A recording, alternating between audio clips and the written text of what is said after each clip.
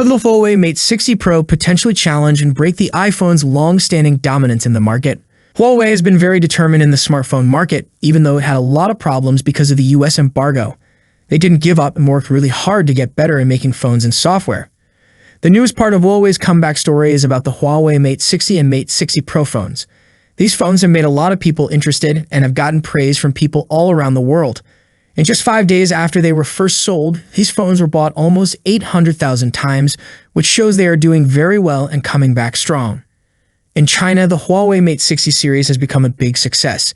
These phones were officially released on August 29th, and a lot of people quickly started buying them. In just the first 5 days, they sold almost 800,000 of these phones, which is a very big achievement. This achievement stands as a substantial improvement over the sales performance of their predecessors in the Mate series, which managed to muster approximately 500,000 units. Such resounding success is undoubtedly a testament to meticulous planning and unwavering commitment. Even though Huawei faced tough times, they really wanted to come back strong. They made a fantastic phone using the Kirin 9000S processor, which is the fastest processor for phones in China. The Mate 60 series also has an amazing 3-lens camera on the back, with one lens that's 50 megapixel, another that's 48 megapixel for wide-angle shots, and a third one that's 12 megapixel for zooming in on things.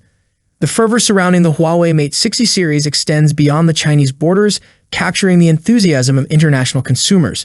For instance, Japanese consumers have been keen to acquire the 12 gigs plus 512 gigs version of the Huawei Mate 60 Pro, which is priced at approximately 70,000 Chinese yuan in the Chinese market, translating to around 140,000 Japanese yen.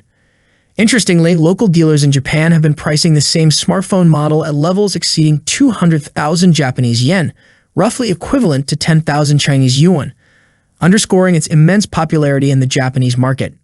That's it for today. What are your thoughts on this? Let me know in the comment section.